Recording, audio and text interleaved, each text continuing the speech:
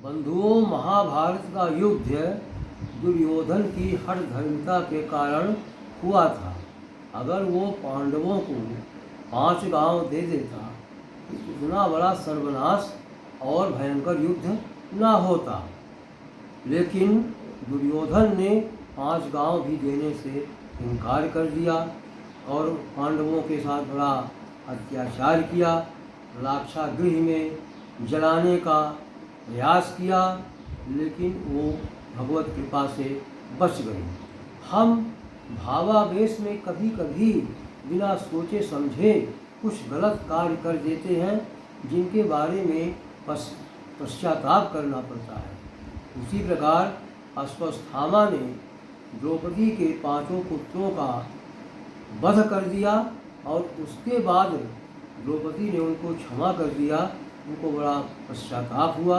उसी के संबंध में मैं कुछ महाभारत की कहानी उद्धृत कर रहा हूँ।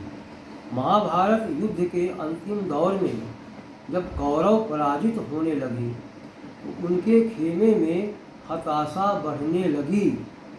अपने पिता द्रोणाचार्य की मृत्यु से क्षुब्ध दुखी उनके बेटे अश्वत्थामा ने रात में पांडवों के शिविर में घुसकर वहां सो रहे द्रौपदी के 5 पुत्रों को अकारण मार डाला। पांडवों में हाहाकार मच गया। द्रौपदी शोक से बेसुध व्याकुल हो गई। पांडवों ने इसका बदला लेने का निश्चय किया।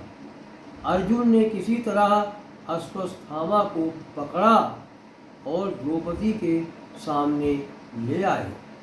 उन्होंने द्रौपदी से कहा कि वह जो सजा उचित समझें उसे दें।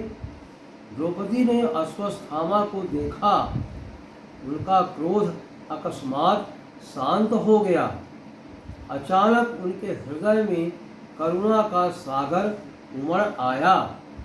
द्रौपदी ने अर्जुन से कहा, इन्हें छोड़ दीजिए, मैं इनके प्राण नहीं चाहती। ये हमारे गुरु पुत्र हैं। मेरे 5 पुत्रों के मरने से मैं आज जिस तरह शोक के सागर में डूबी हुई हूँ, यदि इन्हें मार दिया जाए तो इनकी माता यानी आपकी गुरु पत्नी भी मेरी ही तरह पुत्र शोक में डूब जाएंगी। मेरे पुत्र तो लौट कर आएंगे नहीं। फिर प्रतिशोध की भावना से मैं किसी दूसरी माता को अपनी ही भांति दुखी बना दूं, यह मेरा मन ऐसा नहीं चाहता। एक माँ के रूप में मैं ऐसा नहीं कर सकती। एक माँ ही दूसरी माँ की ममता को समझ सकती है। मैं इन्हें क्षमा करती हूँ। आप लोग भी क्षमा कर दें। पांडवों पर द्रौपदी की क्षमा का बड़ा प्रभाव पड़ा। उन्होंने गुरुपुत्र अश्वत्थामा को छोड़ दिया। अश्वत्थामा अत्यंत लज्जित होकर वहाँ से चले गए।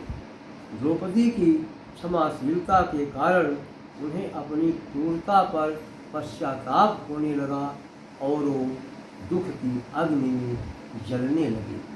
बंधुओं, हमें धैर्यपूर्वक हर चीज़ को सोच समझ करके कोई भी कृत्य या कुकृत्य करना चाहिए। इसी में जन कल्याण और स्वयं की भलाई होती है। जय हिंद, जय भारत।